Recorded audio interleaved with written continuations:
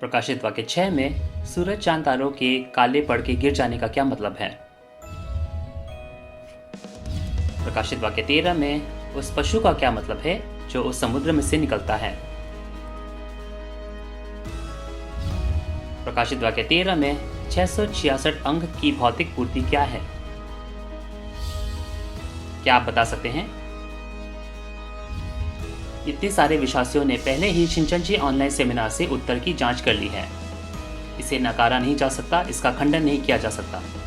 शिनचैंजी के अध्यक्ष और 12 गोत्रों के प्रधान द्वारा दी गई स्पष्ट गवाही प्रकाशित वाक्य की पुस्तक की भविष्यवाणी और पूर्ति की घोषणा करती है। इसका 11 भाषाओं में अनुवाद किया जा रहा है और दुनिया भर में प्रसारित किया जा रहा है। अब जांचने का समय आपका है।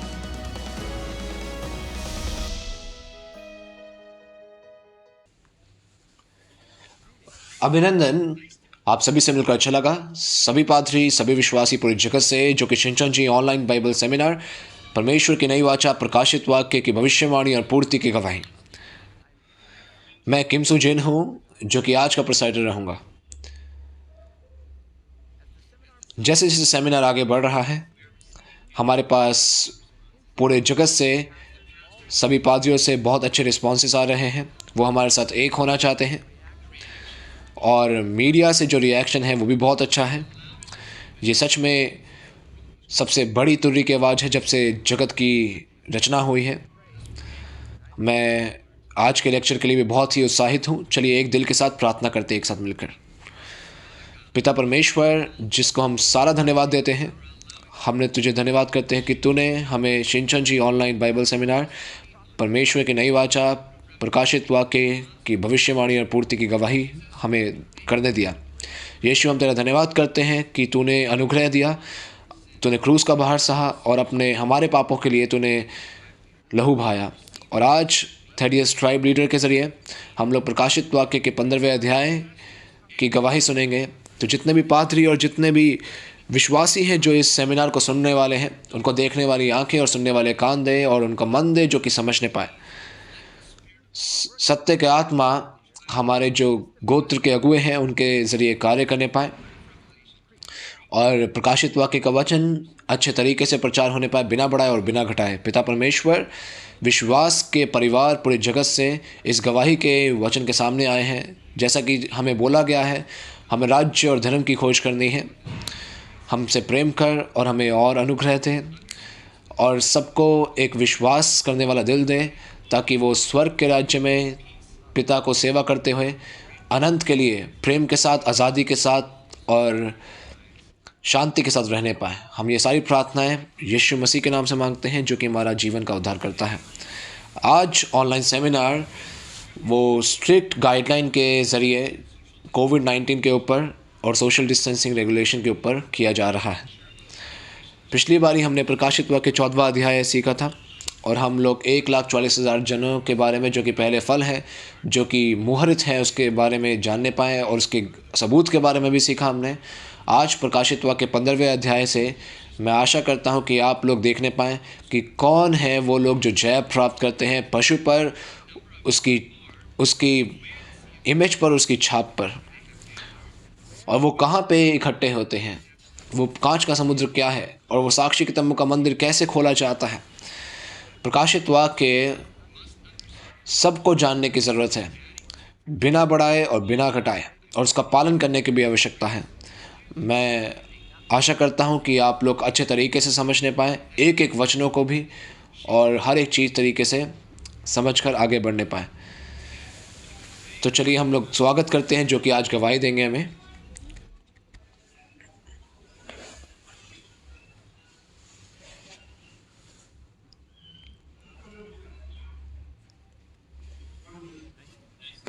आप सभी से मिलकर मुझे बहुत अच्छा लगा। मैं शिन ग्योसू, जो कि थेडियस के गोत्र के अगुए के रूप में नियुक्त किया गया हूँ, थेडियस के नाम पर। आज हम लोग प्रकाशित वाक्य 15वां अध्याय पढ़ने वाले हैं। प्रकाशित वाक्य 15वें अध्याय से पहले मैं आपके लिए अध्यक्ष ली मान ही से जो आर्टिकल उनसे दिया गया था मैं आपको वो सुनाना चाहता हूँ, सभी पादरियों को और सभी विश्वासियों को पूरे जगत में। ध्यान से सुनिएगा।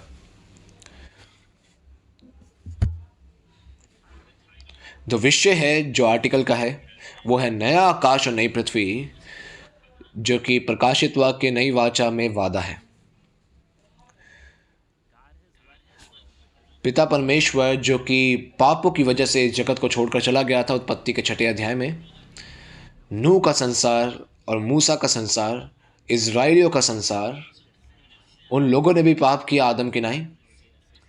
जैसे कि होशे उसका 6 अध्याय उसकी 7वीं आयत में देखा जा सकता है। पुराने नियम भविष्यवाणियों के द्वारा फिर परमेश्वर ने क्या किया, 2 प्रकार के बीज बोने का वादा किया यिर्मयाह के द्वारा, और नई चीज़ बनाने का भी वादा किया, और नई वाचा स्थापना करने का भी वादा किया, और ये सभी भविष्यवाणियाँ उसने पहले आगमन में पूरी भी की।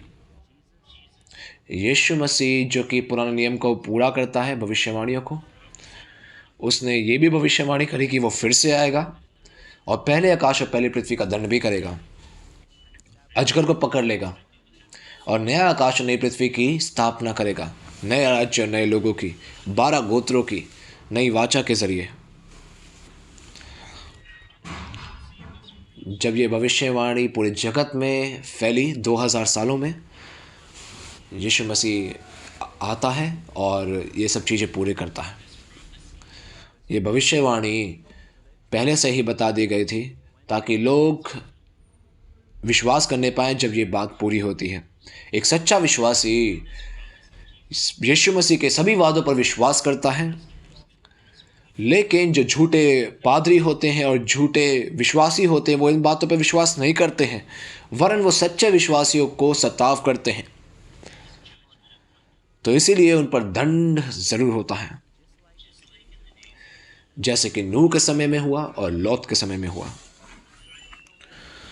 प्रकाशित वाक्य की पूर्ति के समय में पहला आकाश और पहली पृथ्वी राज्य के संतान पारंपरिक कलीसियाएं वो दंड किए जाएंगी और मिट जाती हैं। प्रकाशित वाक्य के 6 अध्याय में हम देख सकते हैं। ये सब चीज़ें समझ आती है जब हम लोग नए नियम प्रकाशित वाक्य को पढ़ते हैं। यीशु मसीह ने 2 प्रकार के बीज, यीशु मसीह ने पहले आगमन में बीज बोया और 2 प्रकार के बीज बोए गए, परमेश्वर का बीज और शैतान का बीज, यीशु के पहले आगमन में, है ना। तो यीशु ने जब अपना बीज बोया और कटनी का समय ज़रूर आता है जब फल पक जाते हैं, वो कटनी होते हैं और 12 गोत्रों की स्थापना की जाती है। ये कटनी का समय जगत का अंत का समय है, युग का अंत। उस समय कौन लोग हैं जो कि कटनी नहीं होते यीशु की कलीसिया से? वो लोग वो हैं जो कि शैतान के बीज से जन्मे हैं। कटनी के समय में साफ साफ जो परमेश्वर के बीज से जन्मे हैं और शैतान के बीज से जन्मे हैं उनमें परख किया जा सकता है।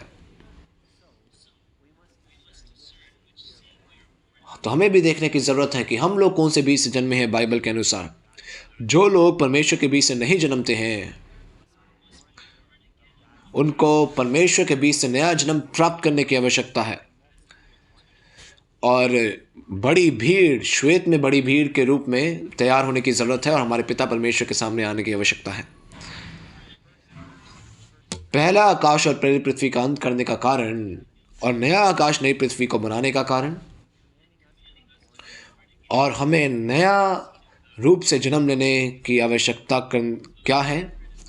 क्योंकि हम लोग मृत्यु की आत्मा से जन्मे थे, भले बुरे के फल बीज से जन्मे थे, शैतान के बीज से।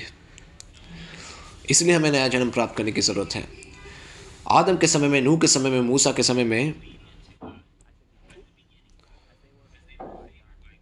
वो परमेश्वर ने उन पे दया करी, लेकिन उन्होंने अंत में फिर विश्वासघात किया। क्या कारण था?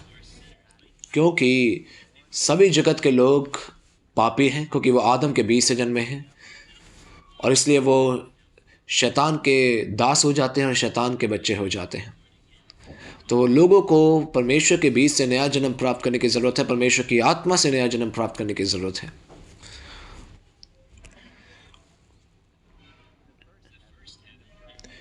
पहला आकाश और पहली पृथ्वी, पापी संसार वो अंत में हो जाना चाहिए और नया आकाश और नई पृथ्वी ज़रूर बनाया जाना चाहिए। स्वर्ग और परमेश्वर नया आकाश और नई पृथ्वी पे ज़रूर आता है और एक हो जाता है और परमेश्वर का शासन होता है। शैतान को, अजगर को कौन हटा सकता है?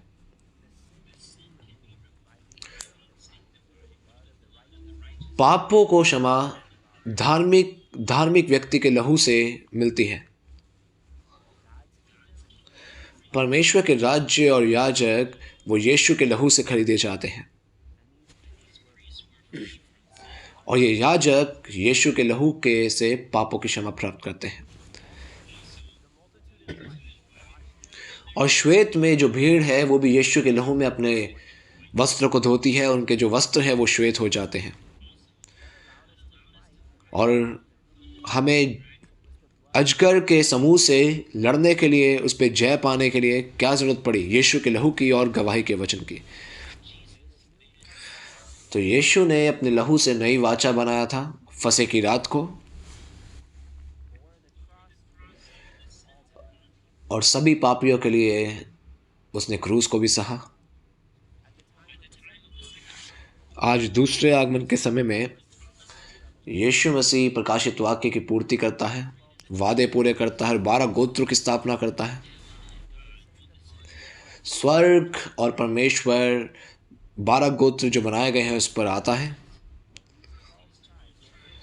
तो 12 गोत्र परमेश्वर में जाते हैं, स्वर्ग के राज्य में जाते हैं और जीवन के पेड़ के पास आने पाते हैं और अनंत के लिए रहते हैं, प्रेम से, शांति से और आज़ादी से, बिना किसी नियम के। इस प्रकार परमेश्वर पापी संसार को अंत कर देता है और नए आकाश और नई पृथ्वी की स्थापना करता है। एक नया संसार, नए राज्य, नए लोग। आमीन। मैं सच में आशा करता हूँ सभी पादरी और सभी संत पूरे जगत में जो है वो नए आकाश नई पृथ्वी में रहने पाएँ, नए संसार में जो कि परमेश्वर ने स्थापना की है। चलिए प्रकाशित वाक्य 15वें अध्याय के अब वचनों को पढ़ेंगे। प्रकाशित वाक्य 15वें अध्याय का जो शीर्षक है साक्ष्य के तंबू का मंदिर, वो जगह जहाँ पे सभी लोगों को आराधना करने के लिए ज़रूर आना है। प्रकाशित वाक्य 15वें अध्याय का जो शुरुआत है वो बहुत ज़रूरी है। प्रकाशित वाक्य 15वां अध्याय उसकी पहली आयत में बोला गया कि एक और बड़ा और अद्भुत चिन्ह देखा। तो जो लोग हैं जब इसको देखते तब भी नहीं समझ पाते हैं ना, क्योंकि ये कार्य परमेश्वर और यीशु के द्वारा किया गया है, तो सच में अद्भुत रूप से होगा, है ना। तो प्रकाशित वाक्य में बहुत से ऐसे चिन्ह हैं जो कि अद्भुत और के रूप में बोले जाते हैं, लेकिन 15वें अध्याय में जो कार्य है वो पिछले वाले कार्य से अलग है, इसीलिए इसको बोला जाता है एक और। तो कौन सा एक घटना है कि परमेश्वर जय पाने वालों को चुनता है, जिन्होंने अजगर को हराया है, शैतान को हराया है, और उनके दिल में अपना प्रकोप भरता है। क्योंकि ये जय पाने वाले परमेश्वर के प्रकोप से भर जाते हैं, वो लोग प्रकोप के कटोरे बनने पाते हैं। इसके बारे में हम लोग गहराई से आने वाले समय में बात करेंगे। और जय पाने वालों के दिलों में, कटोरों में प्रकोप भरा होता है और वो विश्वासघाती और विनाशियों पर उंडेला जाता है दंड के रूप में। ये बातें बहुत ही गहराई से प्रकाशित वाक्य के 16वें अध्याय में लिखी हैं। तो ये ऐसी घटना है जो कभी पहले नहीं हुई थी, इसीलिए यहाँ पर इनको एक और बड़े रूप में बताया जा रहा है, और सिर्फ जय पाने वाले ही ऐसे कार्य कर सकते हैं। क्योंकि प्रकाशित वाक्य के 12वें अध्याय में क्या उन्होंने लड़ा नहीं और जय नहीं पाया अजगर के समूह से, गवाही के वचन के जरिए, यीशु के लहू के जरिए। क्योंकि वो जय प्राप्त करते हैं इसीलिए वो दंड भी कर सकते हैं। तो विश्वासघाती और विनाशियों की जो सच्ची वास्तविकता होती है उन पर दंड होता है। तो प्रकाशित वाक्य के 16वें अध्याय में घटना है कि कटोरे उनमें ले जाते हैं। किन को किन को दंड किया जाता है, किसको इस्तेमाल करके? कौन है वो सोने के कटोरे जिनमें प्रकोप भरा है? क्या है प्रकोप? ये सारी गहरी बातें हम लोग 16वें अध्याय में पढ़ेंगे। तो इसीलिए आज आपको अच्छे से सुनने की ज़रूरत है, ताकि प्रकाशित वाक्य 16वां अध्याय भी आप अच्छे से समझने पाए। परमेश्वर का कार्य कैसे हो रहा है ये जानने के लिए तो जो जय प्राप्त करता है बहुत ही महत्वपूर्ण है। जैसे मैंने बताया था कि जय पाने वाला वो एक ऐसा कटोरा है जो कि परमेश्वर के प्रकोप भरता है। तो ये सारे जय पाने वाले जो प्रकोप से भरे होते हैं वो सोने के कटोरे होते हैं। अधिकार और सामर्थ्य जो कि यीशु के द्वारा मिलता है, ये बहुत अच्छे तरीके से लिखा है 2 और 3 अध्याय में। 12 आशीषें लिखी हैं प्रकाशित वाक्य 2 और 3 अध्याय में, और 21वीं आयत में लिखा है और 12वीं आयत में लिखा है कि परमेश्वर यीशु मसीह और स्वर्ग का राज्य उस पर आता है, और 21वीं आयत में लिखा है कि वो यीशु के साथ उसके सिंहासन पर बैठता है। और 15वां अध्याय बताता है कि सभी राष्ट्रों को इस जगह पर आना है परमेश्वर की आराधना करने के लिए। क्यों? क्योंकि यहाँ पे जय पाने वाला और इसके साथ परमेश्वर यीशु मसीह और स्वर्ग का राज्य है। तो अगर हम लोग यहाँ पर आराधना करने के लिए आते हैं तो हम लोग परमेश्वर यीशु मसीह को आराधना करने के लिए आते हैं। तो सभी, यहाँ पे लिखा सब, तो सबको ही आना है ना। तो सभी राष्ट्रों को जब आना है, कहाँ पर आना है? साफ साफ लिखा है प्रकाशित वाक्य के 15वें अध्याय में, साक्षी के तंबू का मंदिर। तो हमें साक्षी के तंबू के मंदिर में जाना है परमेश्वर को आराधना करने के लिए, है ना। तो किस प्रकार का ये मंदिर है? साक्षी के तंबू का मंदिर। तो सबसे पहले मैंने जैसे बताया कि कोई जय पाने वाले होंगे, क्योंकि जय पाने वाले गवाह हैं। जिन लोगों ने अजगर पर जय पाई, क्योंकि वो गवाह हैं, क्योंकि वो गवाही दे सकते हैं। उनकी गवाही से एक तंबू स्थापित होता है, और ये तंबू एक ऐसा मंदिर है जो कि साक्षी के तंबू का मंदिर है। जैसे मैंने पहले भी बताया, क्योंकि परमेश्वर उसके साथ है जो जय प्राप्त करता है। तो यानी कि इस साक्षी के तंबू के मंदिर में आराधना करना परमेश्वर का आराधना करना है। ये ऐसी जगह है जहाँ पे प्रकाशित वाक्य की पूर्ति बताई जाती है।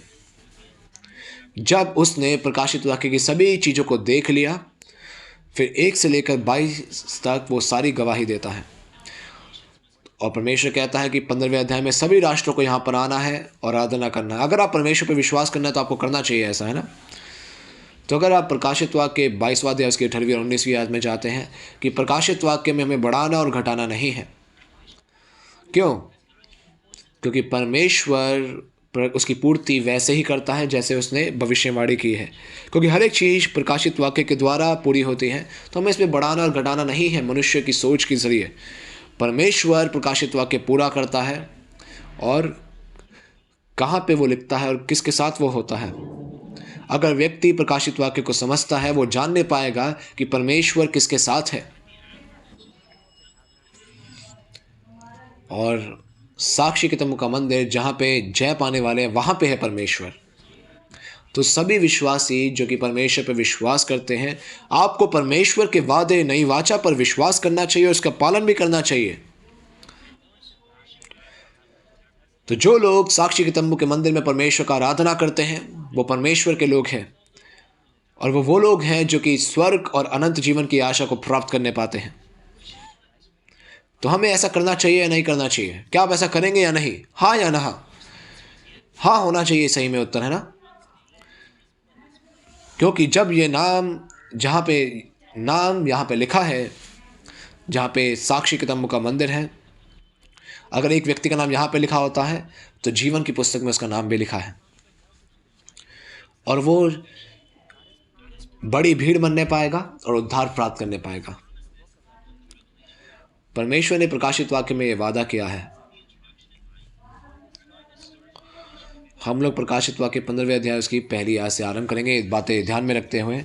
15वां अध्याय उसकी पहली आयत। फिर मैंने स्वर्ग में एक और बड़ा और अद्भुत चिन्ह देखा। अर्थात 7 स्वर्गदूत जिनके पास 7 तो पिछली विपत्तियां थी, उनको उनके उनके हो जाने पर परमेश्वर के प्रकोप का अंत है। तो स्वर्ग में एक और बड़ा अद्भुत चिन्ह दिखा। तो क्या व्यक्ति कोई होना नहीं चाहिए जो इसको देखने वाला बनने पाए? हाँ, जरूर होता है कोई। तो वो क्या देखता है? जैसे कि आयत बताती है कि 7 स्वर्गदूतों को सातों विपत्तियों के साथ हैं और इसके साथ परमेश्वर का प्रकोप पूरा हो जाता है। तो यहाँ पे जो ये स्वर्ग है वो क्या है जो यहाँ पे लिखा गया है?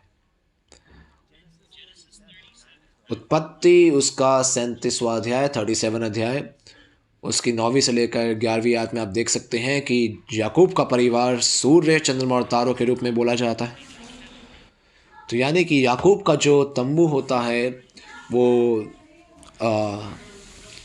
स्वर्ग होना चाहिए ना। इसी प्रकार से यहाँ पर भी जो स्वर्ग है वो एक तंबू है जो कि प्रकाशित वाक्य के 13वें अध्याय और 12वें अध्याय में दिखता है। तो इसकी वास्तविकता क्या है?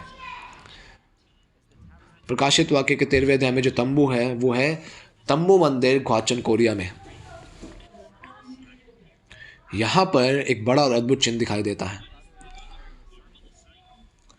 तो एक और अद्भुत चिन्ह क्या है?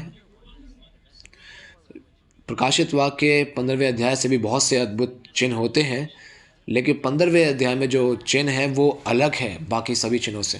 तभी यहाँ पे एक और के रूप में बताया गया है, यानी कि अलग से, है ना। तो इससे पहले कौन से अद्भुत कार्य हुए थे? अगर आप देखें प्रकाशित वाक्य के 6ठे अध्याय में मुहरें खोली गई थी और 8वें और 9वें अध्याय में तुरियां फूकी गई थी। तो मुहर खोलना प्रकाशित वाक्य के 6ठे अध्याय में वो चुने हुए लोगों पे विपत्ति है। यीशु के द्वारा दंड है, 4 जीवित प्राणियों के द्वारा दंड है, और 7 तुरियां फूके जाना 8वें और 9वें अध्याय में वो चुने हुए लोगों पर विपत्ति है कि वो लोग विनाशियों के द्वारा मारे जा रहे हैं, एक तिहाई करके।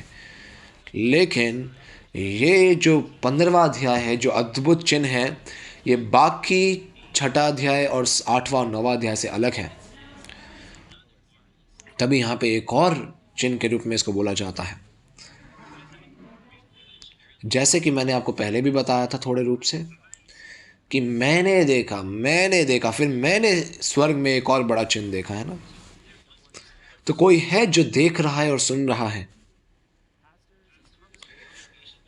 पादरी और सदस्य पूरे जगत में, क्या आपने ये देखा और सुना है?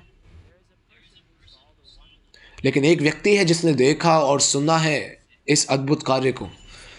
जब मुहरें तोड़ी गई थी, जब तुरियां फूकी गई थी, और प्रकाशित वाक्य के 15वें अध्याय में और आने वाले समय में सभी कटोरों की विपत्ति सब उसने देखा है। क्या आपने इस व्यक्ति को देखा है? मैंने देखा है। यह व्यक्ति जिसने ये बातें देखी और सुनी है, ये वादा किया हुआ पादरी है, शिनचोंजी का पादरी, चेयरमैन ली, अध्यक्ष ली। इसीलिए हम लोग यहाँ पर पूरे जगत में प्रचार करने पा रहे हैं, गवाही देने पा रहे हैं। और उन्होंने क्या देखा और क्या सुना, अगर मैं आपको अच्छे से बताऊं,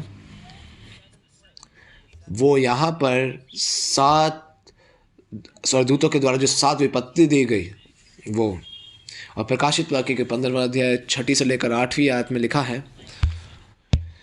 7 कटोरों की विपत्ति। कटोरों के अंदर क्या है? लिखा है वहां पे परमेश्वर का प्रकोप भरा है। लेकिन क्या कोई भौतिक कटोरा होता है जो परमेश्वर का प्रकोप भर ले? ऐसा कोई भी कटोरा होता है? नहीं, एक व्यक्ति का दिल होता है जहां पे गुस्सा और प्रकोप भरा होता है। परमेश्वर का प्रकोप भी है। तो जब ये भविष्यवाणी पूर्ति होती है इस अध्याय की, तो कौन लोग हैं जो कि परमेश्वर के प्रकोप से भर जाते हैं? वो जय पाने वाले हैं जो प्रकाशित वाक्य के 12वें अध्याय में जय पाते हैं। उन लोगों ने विश्वासघातियों की वास्तविकता देखी है, विनाशियों की वास्तविकता देखी है, और उन पर उन्होंने गवाही के वचन से जय पाया है, और वो परमेश्वर के प्रकोप से भर गए हैं। और 16वें अध्याय में वो एक प्रकोप को उंडेल रहे हैं। क्या वो लोग बहुत अच्छे तरीके से सब कुछ नहीं जानते हैं? तभी तो वो उनसे लड़ने पाए और जय पाने पाए। वो वास्तविकता को बहुत अच्छे तरीके से जानते हैं, इसीलिए वो परमेश्वर के प्रकोप को उंडेल सकते। क्या तुम विश्वासघाती नहीं हो? क्या तुम विनाशी नहीं हो जो तुम ऐसा कार्य करते हो? वो बोल सकते हैं गुस्से से, प्रकोप से। तो एक पादरी है जिसने देखा और सुना है और ये कार्य भी पूरा किया यीशु के साथ एक होकर। ये वादे के पादरी जो कि गवाही दे रहे हैं, जो देखा उन्होंने, जो सुना, वो सब कार्य जो यीशु ने पूरे किए।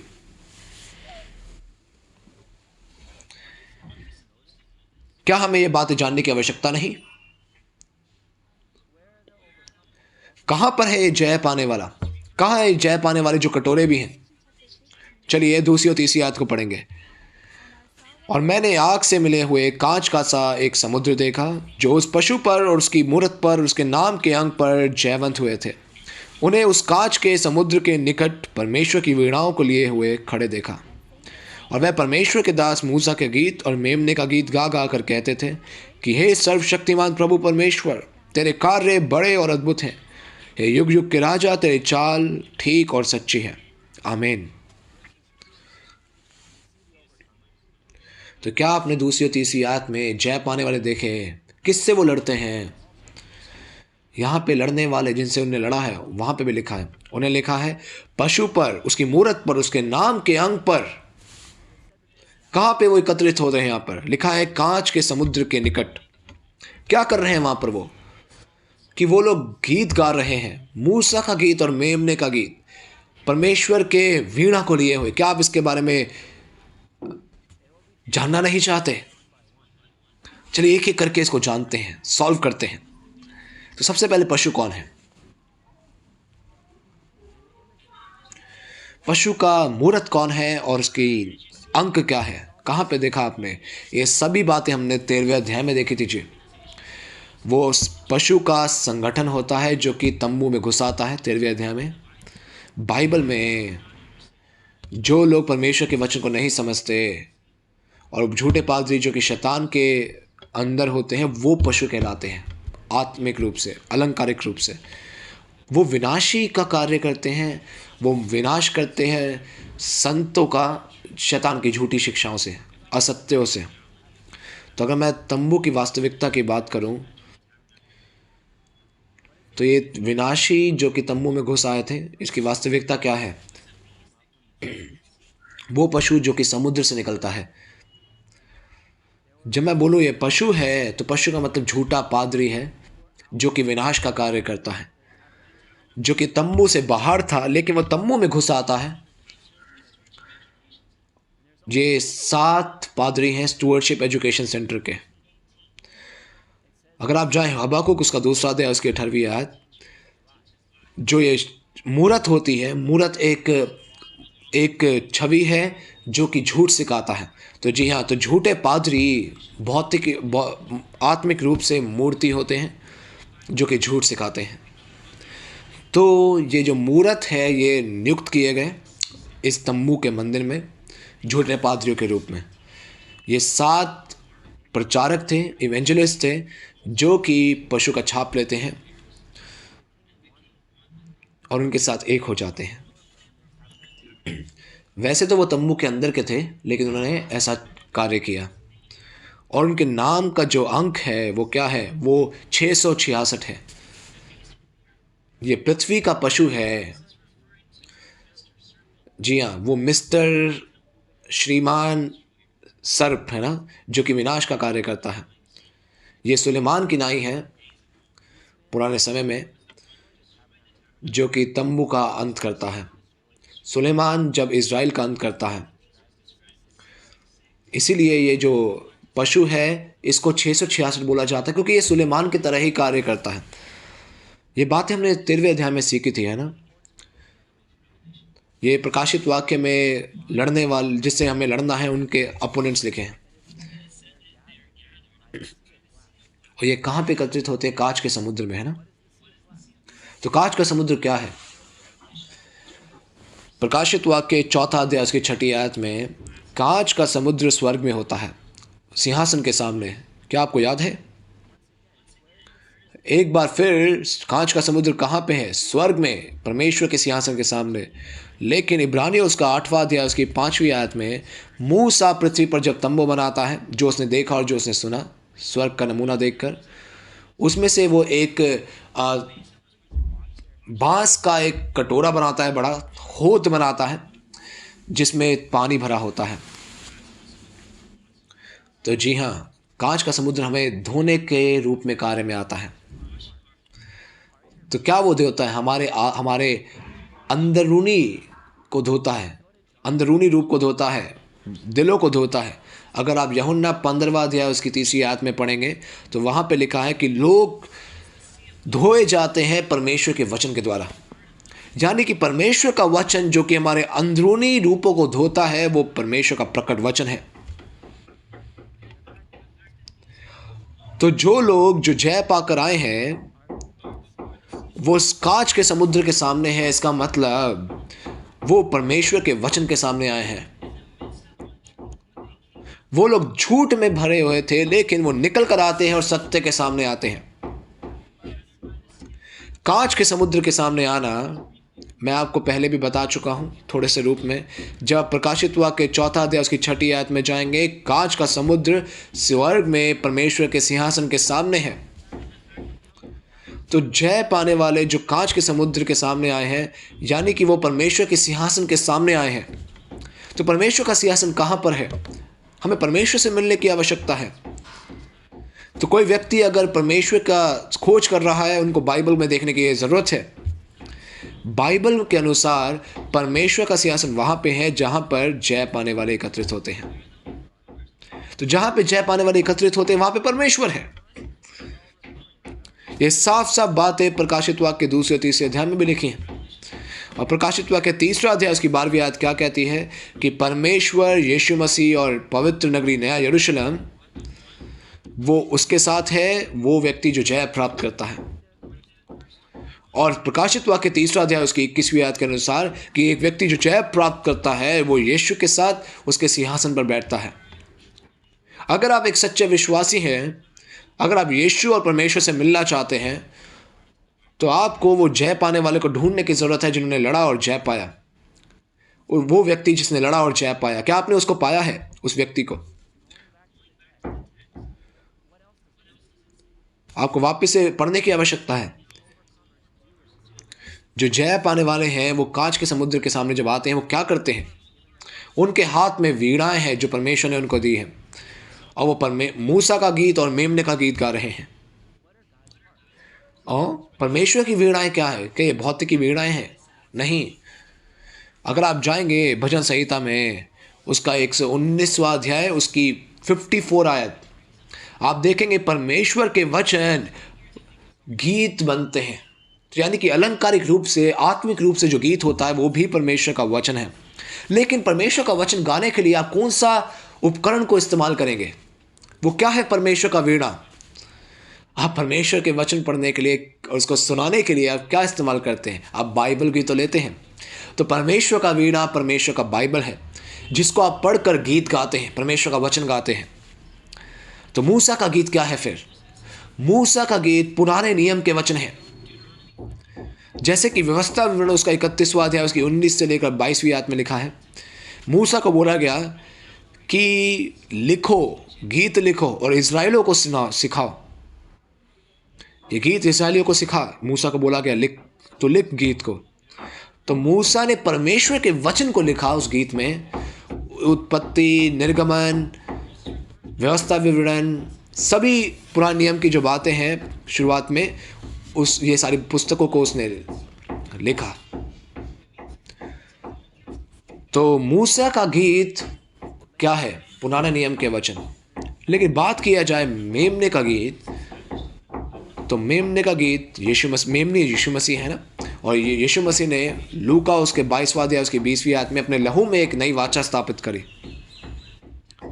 तो मेमने का जो गीत है वो क्या है? वो नई वाचा का वचन है, यीशु मसीह के द्वारा जो दिया गया है। वही गीत जो कि प्रकाशित वाक्य के 14वें अध्याय में गाया जा रहा है। जब मूसा का गीत और मेमने का गीत सीख लेंगे तो क्या आप लोग पुराने नियम और नए नियम के वचनों में महारत हासिल नहीं कर लेंगे? तो अगर आप सच में परमेश्वर के बाइबल पर विश्वास करते हैं, उसके द्वारा जीना चाहते हैं, तो आपको उस व्यक्ति को ढूंढने की ज़रूरत है जो जय प्राप्त करता है। अब अगर आपके पास ये ऐसी सोच नहीं है तो आप बाइबल क्यों रखे हुए हैं? आप लोग बाइबल के साथ क्या क्या कर रहे हैं बाइबल के साथ? और इस वचन को सुनने के बाद आप क्या कर रहे हैं? जब ये लोग गीत गा रहे हैं, ये लोग क्या बोलते हैं कि परमेश्वर तेरे जो कार्य हैं वो बड़े और अद्भुत हैं। तो परमेश्वर के और यीशु के कार्य बड़े और अद्भुत हैं और सच्चे और ठीक हैं। स्वर्ग का रास्ता क्या है? क्या वो वचन नहीं? तभी तो यीशु मसीह के जो वचन है वो मार्ग, सत्य और जीवन है। क्यों परमेश्वर के वचन और यीशु के वचन मार्ग, सत्य और जीवन है? क्योंकि परमेश्वर का वचन ज़रूर पूरा होता है। जब प्रकाशित वाक्य के 15वां अध्याय उसकी 3री और 4थी आयत में जाते हैं, सभी राष्ट्रों को यहाँ पर आना है। कहाँ पर? साक्षी के तम्बू के मंदिर पे। क्योंकि ये वचन ऐसे लिखे हैं तो ये सत्य ही होंगे, है ना, और ज़रूर पूरे भी होते हैं। तो चलिए 4थी और 5वीं आयत एक साथ पढ़ेंगे। हे प्रभु, कौन तुझसे न डरेगा और तेरे नाम की महिमा ना करेगा, क्योंकि केवल तू ही पवित्र है और सारी जाति आकर तेरे सामने दंडवत करेगी, क्योंकि तेरे न्याय के काम प्रकट हो गए हैं। और इसके बाद मैंने देखा कि स्वर्ग में साक्षी के तम्बू का मंदिर खोला गया। आमीन। जब 4थी और 5वीं आयत देखते हैं तो आप देखते हैं कि जय पाने वाले क्या गा रहे हैं। वो कह रहे हैं कि प्रभु से कौन ना डरेगा, तेरे नाम की महिमा कौन ना करेगा।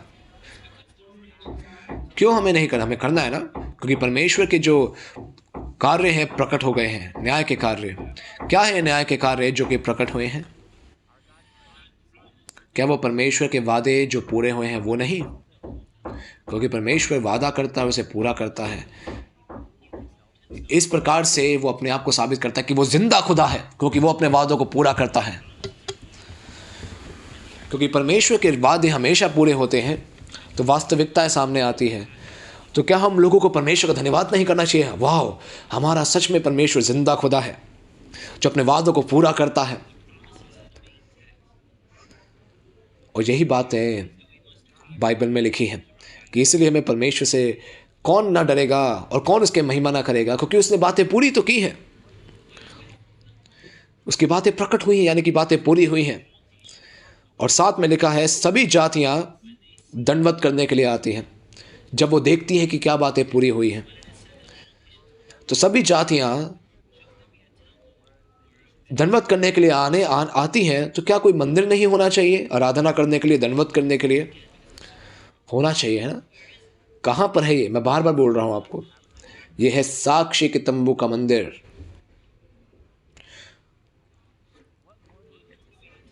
क्या हमें और भूलने की जरूरत है? ऐसे ही तो लिखा है, साक्षी के तंबू का मंदिर, है ना। अगर ऐसे लिखा है कि सभी जातियों को साक्षी के तंबू के मंदिर में दंडवत करने के लिए आना है, तो सभी विश्वासी, पूरे जगत में सभी लोग ही, विश्वासी भी नहीं खाली, सभी जगत के लोग भी। पढ़िए प्रकाशित वाक्य 7वां अध्याय और उसकी 9वीं आयत।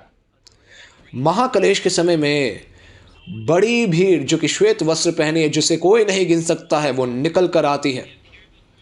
वो परमेश्वर के सिंहासन के सामने आती है, परमेश्वर को महिमा करती है, उसका आराधना करती है। यही बात है क्या प्रकाशित वाक्य 15वें अध्याय में लिखी कि सभी जातियों को यहाँ पर दंडवत करने के लिए आना है, जहाँ पे परमेश्वर का सिंहासन है। तो सभी विश्वासी जो कि वही परमेश्वर पर विश्वास करते हैं, कि आपको बाइबल का पीछा नहीं करना है, बाइबल में जैसा लिखा है वैसा ही करने की ज़रूरत है आपको। अगर आप बाइबल पर विश्वास नहीं करते तो आप क्यों कहते हैं आप परमेश्वर पर विश्वास करते हैं? आप कैसे कह सकते हैं कि आप परमेश्वर पर विश्वास करते हैं? अगर आप बाइबल पर विश्वास करते हैं सही रूप से और परमेश्वर पर विश्वास करते हैं, तो आप लोग ज़रूर साक्षी के तंबू के मंदिर में आएंगे और परमेश्वर को दंडवत करेंगे। लेकिन क्या ज़रूरी है? ये साक्षी के तंबू का मंदिर ये हर समय में नहीं आता है। क्या लिखा है यहाँ पे? लिखा है इसके बाद मैंने देखा, यानी कि कोई घटना के बाद ही साक्षी के तंबू का मंदिर खोला जाता है। तो पहले कोई घटना होनी चाहिए, उसके बाद ही ऐसा होगा। कौन सा ये घटना? जब तक हमने प्रकाशित वाक्य 15वां अध्याय उसकी पहली से लेकर 4 आयत तक पढ़ा, इससे पहले क्या हुआ था? प्रकाशित वाक्य 13वें अध्याय में से जो लोग निकल कर आने पाए और जय प्राप्त करते हैं पशु पर, उसके मूरत पर, उसके नाम की अंक पर, है ना, उन्होंने उस पर जय पाया गवाही के वचन से। प्रकाशित वाक्य के 12वें अध्याय में भी। तो सबसे पहले जय पाने वाले सामने आने चाहिए। तो जब जय पाने वाले सामने आते हैं प्रकाशित वाक्य के 12वें अध्याय में, तब साक्षी के तम्बू का मंदिर खोला जाता है। तो हमें इसके बारे में सोचने की ज़रूरत है। तो सबसे पहले जय पाने वाले आना ज़रूरी क्यों है? कौन है जय पाने वाले? ये गवाह हैं जिन्होंने प्रकाशित वाक्य में विश्वासघाती और विनाशियों की वास्तविकता देखी है, जिसकी भविष्यवाणी की गई थी। ये लोग वो हैं जो कि लड़ते हैं उनसे और जय प्राप्त करते हैं गवाही के वचन से। तो ये लोग विश्वासघाती और विनाशियों को बहुत अच्छे तरीके से जानते हैं। क्योंकि वो अच्छे तरीके से जानते हैं, वो उसकी गवाही भी दे सकते हैं। क्योंकि वो गवाही देते रहते हैं, इसीलिए साक्षी के तम्बू का मंदिर खुलता है। क्योंकि कोई है जो जय प्राप्त करते हैं प्रकाशित वाक्य 12वें अध्याय में, और इसीलिए मंदिर भी स्थापित किया जा सकता है। ये साक्षी के तम्बू का मंदिर ये एक ऐसा मंदिर है, ये एक ऐसा तंबू है जहां पे गवाही दी जाती है, साक्षी दी जाती है। वो सभी घटनाएं जो प्रकाशित वाक्य की सभी पूर्तियों को बताता है, 1 से लेकर 22वें अध्याय तक। क्योंकि अगर आप प्रकाशित वाक्य की वास्तविकता को जानना चाहते थे तो आपको कहाँ आने की ज़रूरत है? आपको साक्षी के तम्बू के मंदिर में आने की आवश्यकता है। और क्या कारण है इसको साक्षी के तम्बू का मंदिर बोला जाता है? जैसे मैंने प्रकाशित वाक्य के 2 और 3 अध्याय में आपको बताया भी, वहाँ पे बोला गया है कि परमेश्वर, यीशु मसीह और स्वर्ग का राज्य जो आत्मिक संसार में होता है, वो जय पाने वाले के साथ है, जो जय पाता है। तो जो जय पाता है वो यीशु के सिंहासन के उसके साथ बैठता है। तो जो जय पाता है उसके पास वो सिंहासन है। तो इसीलिए साक्षी के तम्बू का मंदिर ये एक पवित्र जगह है, क्योंकि यहाँ पर परमेश्वर वास करता है। ये मंदिर इसलिए कहलाता है, मंदिर परमेश्वर के रहने का जगह, परमेश्वर का निवास स्थान। तो अगर आप सोचिए, अगर आप कहीं और दूसरी जगहों पे जाते हैं, गलत जगहों पे अपना विश्वासी जीवन जी रहे हैं, क्या फ़ायदा उसका? परमेश्वर आपको चाहता है कि आप इस जगह पर आए जहाँ पे परमेश्वर है। ये कौन सी जगह है? ये साक्षी के तम्बू का मंदिर है जहाँ पे जय पाने वाले हैं। तो सभी राष्ट्रों को, सभी जातियों को साक्षी के तम्बू के मंदिर में आना है जहाँ पे परमेश्वर निवास करता है। कि यही बात परमेश्वर वादा नहीं कर रहा है बाइबल में? क्या साक्षी के तम्बू का मंदिर वास्तविकता में आया है?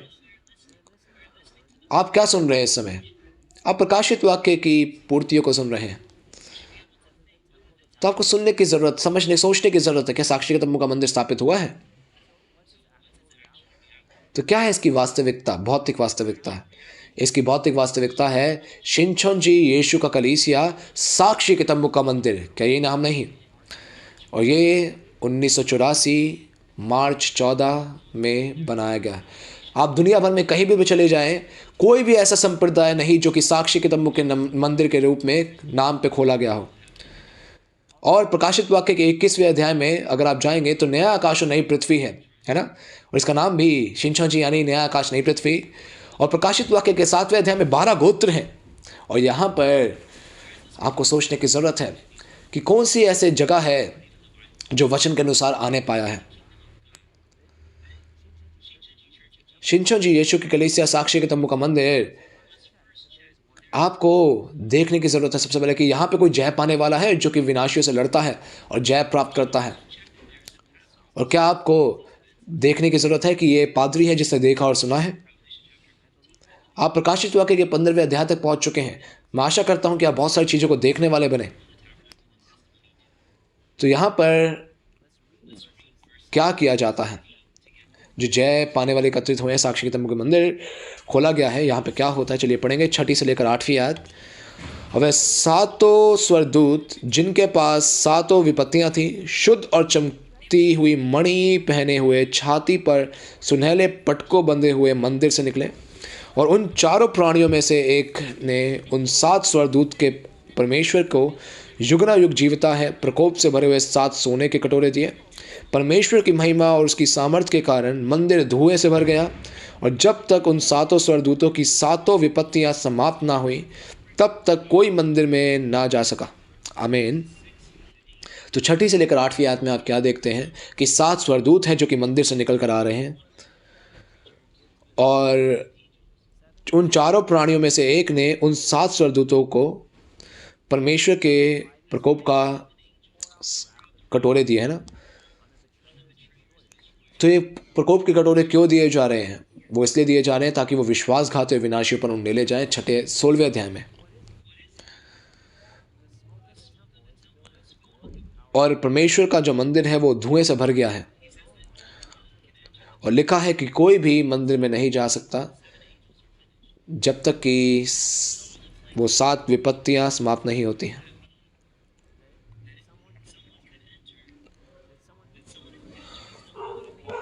तो कोई व्यक्ति इस तम्बू मंदिर जो मंदिर जो स्थापित हुआ गया है वहां से कोई निकलना चाहिए ना। चलिए पहले देखते हैं। सबसे पहले एक एक बातों को सुनेंगे। कौन सा ये मंदिर है जहाँ पे 7 स्वर्गदूत निकल कर आए हैं?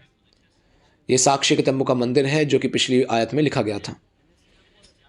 तो ये साक्षी के तम्बू का मंदिर, यहाँ पे परमेश्वर का सिंहासन है, यहाँ पे परमेश्वर है, यहाँ पे स्वर्गदूत भी है,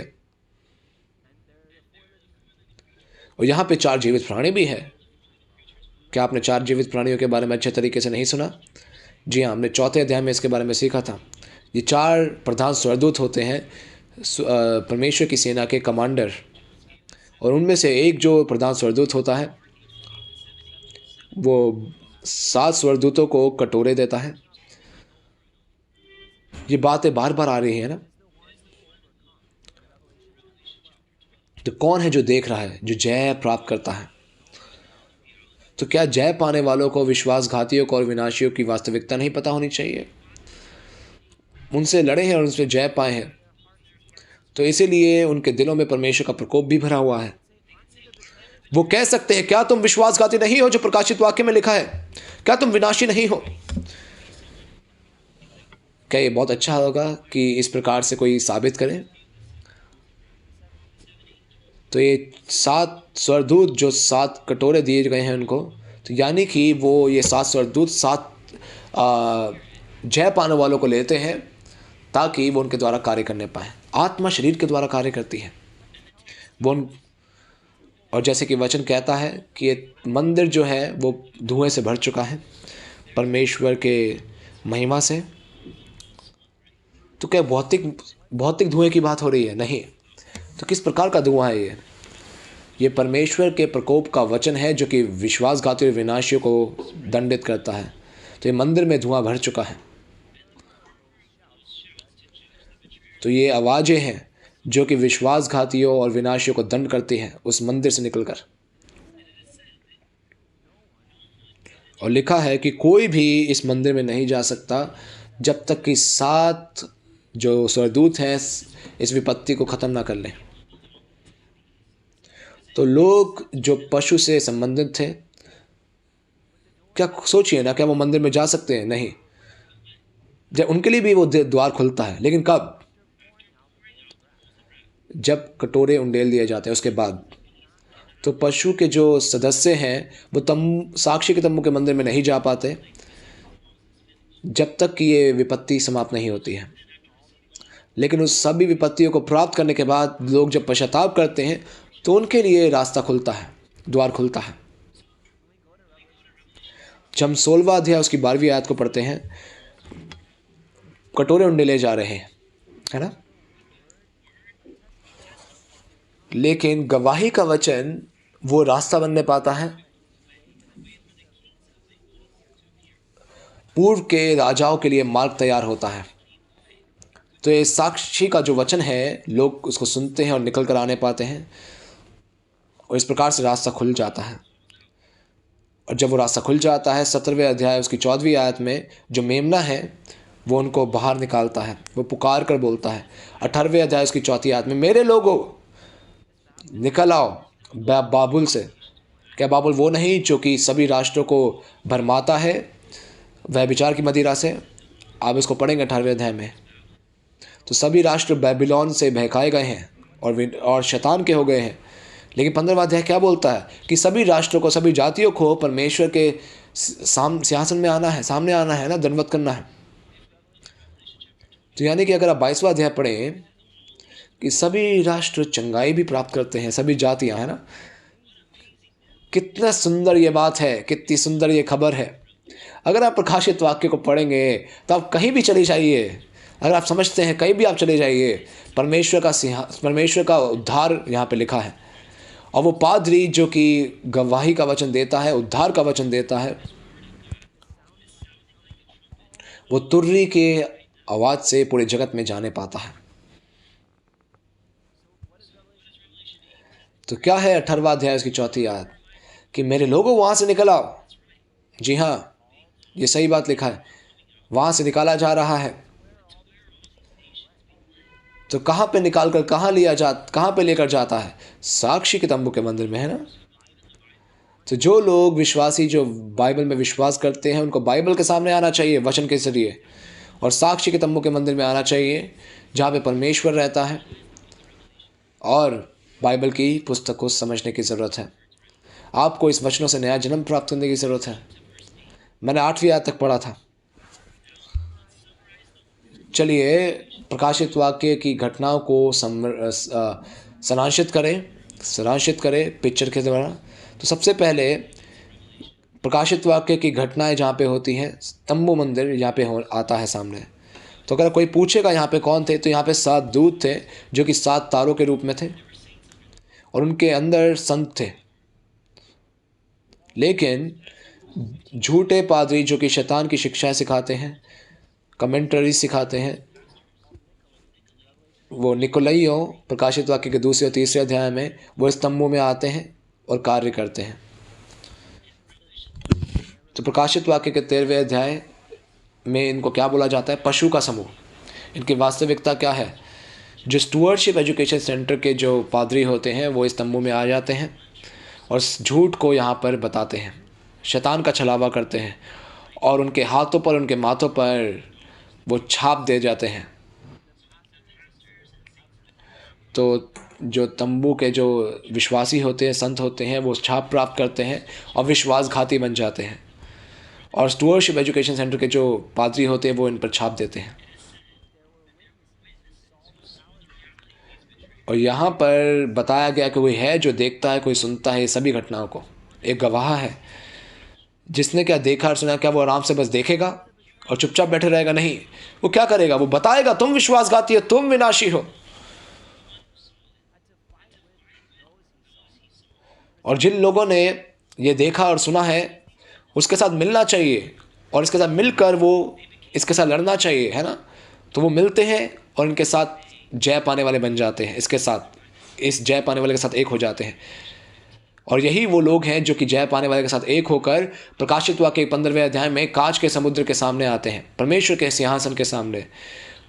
तो जहाँ पर ये जय पाने वाले हैं वहाँ पर परमेश्वर का सिंहासन है, वहाँ पे परमेश्वर का मंदिर है, जहाँ पे सभी लोगों को आराधना करने के लिए आना है। शिनचोंजी यीशु का कलीसिया, साक्षी के तंबू का मंदिर। जो जय पाते हैं वो जो कटोरे बन जाते हैं प्रकोप के, और इस प्रकार से प्रकाशित वाक्य 17वां अध्याय भी पूरा होता है। प्रकाशित वाक्य 7वें अध्याय के अनुसार 12 गोत्र हैं। ये 12 गोत्र में लोग जो कि मुहूर्त हैं, ये साक्षी के तंबू के मंदिर में आते हैं, और यहाँ पर बड़ी भीड़ भी आती है, श्वेत में बड़ी भीड़। ये वही घटना है जब सभी राष्ट्र यहाँ पर दंडित करने के लिए आते हैं। अगर आप शिनचोन जी के इतिहास को पढ़ेंगे, सबसे पहले वादे के पादरी परमेश्वर के वचन को, पुराने नियम के और नए नियम के, वो पहाड़ों पर और नदियों के पास सिखाते थे, और वो वास्तविकता बनने पाए कि वो मूसा का गीत और मेमने का गीत यहाँ पे गाया जा रहा था। 14 मार्च 1984 को 1984 को उन्होंने साक्षी के तंबू के मंदिर की स्थापना की, और उन्होंने पूरे कोरिया में प्रकाशित वाक्य के रूप को बताया, उन्होंने उनकी गवाही दी विश्वासघातियों की और विनाशियों की, और प्रकाशित वाक्य के सभी घटनाओं को उन्होंने बताया, क्योंकि ये भी भविष्यवाणियों की पूर्ति के अनुसार था, क्योंकि कटोरे उन्हें ले जाने ज़रूरी थे, है ना। और मार्च 14 को 1995 को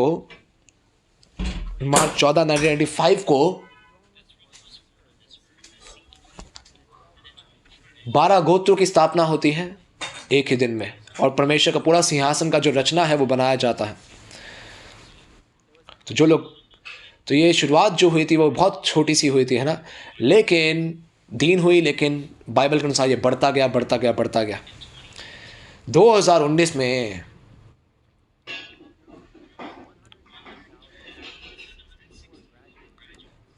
103,000 से भी ज़्यादा लोगों का स्नातक हुआ, जो कभी नहीं हुआ था। क्या हम लोगों को 1 लाख से भी ज़्यादा लोग सिर्फ 1 साल के अंदर वचन को पढ़ते हैं और स्नातक बनते हैं, है ना। क्या ये बहुत अद्भुत नहीं? और इसीलिए हम लोग आते हैं अब कंक्लूजन में, परिणाम में आएंगे। तो वो सोने के कटोरे कौन हैं जो कि यहाँ पे दिखाई देते हैं? ये सोने के कटोरे वो हैं जो कि जय प्राप्त करते हैं, जिन्होंने सब कुछ देखा और सुना है। वो परमेश्वर के कटोरे बनने पाते हैं और वो उंडेला जाते हैं प्रकोप परमेश्वर का विश्वासघाती विनाशियों पे 16वें अध्याय में। तो जो जय पाने वाले हैं कांच के समुद्र के सामने आते हैं। तो वो जगह जहाँ पे जय पाने वाले आते हैं ये परमेश्वर के सिंहासन के सामने है। तो परमेश्वर उनको कटोरे के रूप में क्यों इस्तेमाल करने पाता है? क्योंकि उन्होंने देखा और सुना है। वो विश्वासघाती और विनाशियों को बहुत अच्छे तरीके से जानते हैं। अगर आप विश्वासघाती और विनाशियों को जानने की ज़रूरत है तो आपको जय पाने वालों से मिलने की आवश्यकता है ना। वास्तव में देखा जाए यही तो कारण है आप अभी सुन पा रहे हैं, है ना। कारण यहाँ पे कि सभी राष्ट्र यहाँ पर, सभी जातियाँ यहाँ पर दंडवत करने के लिए आ रही है, क्योंकि परमेश्वर का सिंहासन यहाँ पर है, परमेश्वर यहाँ पर है। तो इस मंदिर का आपको नाम याद रखने की ज़रूरत है, साक्षी के तंबू का मंदिर। आखिर में जय पाने वाले जब एकत्रित होते हैं तो साक्षी के तंबू का मंदिर स्थापित होता है और वो गवाही देते हैं साक्षी की।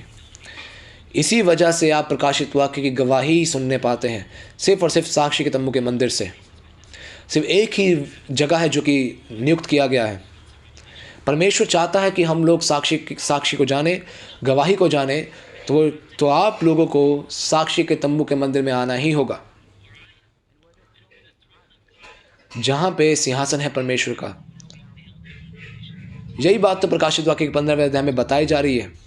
तो आपको बाइबल के अनुसार जीने की आवश्यकता है। हम लोगों को एक होना है बाइबल पे विश्वास कर कर। हम लोगों को परमेश्वर और यीशु के साथ एक होना है, क्योंकि परमेश्वर और यीशु साक्षी के तंबू के मंदिर में है। तो सभी जातियों को परमेश्वर को दंडवत करने के लिए यहाँ पे आना है साक्षी के तंबू के मंदिर में, और परमेश्वर यीशु के साथ एक होना है। किसको पहले ऐसा करना चाहिए? क्या सभी पादरियों को, सभी संतों को, पूरे जगत में जो है उनको पहले करना चाहिए? तो इसलिए हम लोगों को एक बोलना चाहिए कि हम लोग एक हैं परमेश्वर में, यीशु में, प्रकाशित वाक्य के वचनों में, भविष्यवाणियों की पूर्तियों में। हमारे वाद्य के पादरी जो हैं वो पूरे जगत में जाकर प्रचार करते हैं और हम लोग बोलते हैं कि हम लोग एक हैं, है ना। चलिए बोलेंगे हम एक हैं। चलिए एक साथ बोलते हैं, हम परमेश्वर में और यीशु में हम लोग एक हैं। धन्यवाद।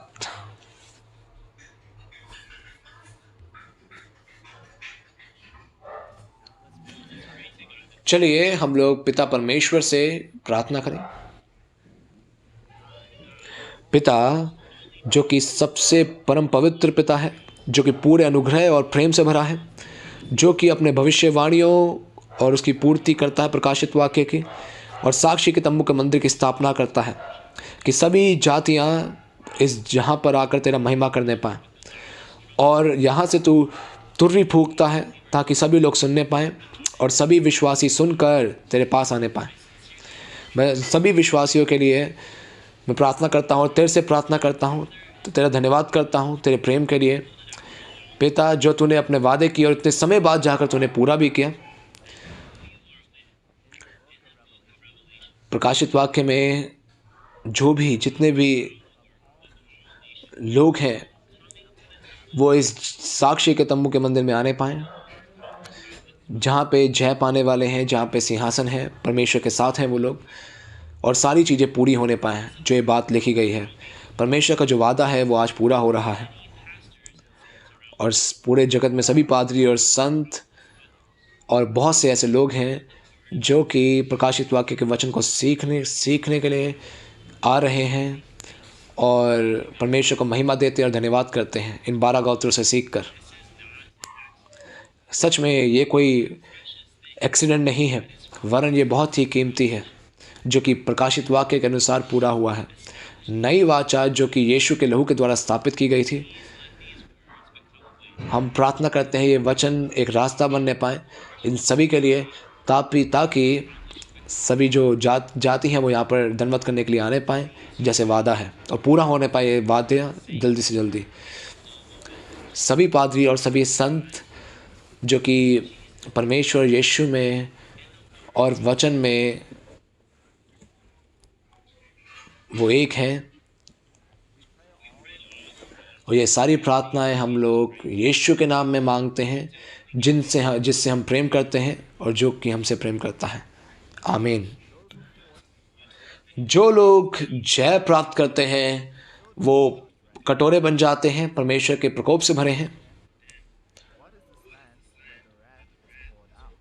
तो ये कौन सी जगह है जहाँ पे कटोरा उंडेला जा रहा है? ये हर मैगिदोन, ये वो जगह है जहाँ पे लड़ाई होती है। क्या ये कौन सी लड़ाई है? क्या ये भौतिक लड़ाई है? कैसी लड़ाई है?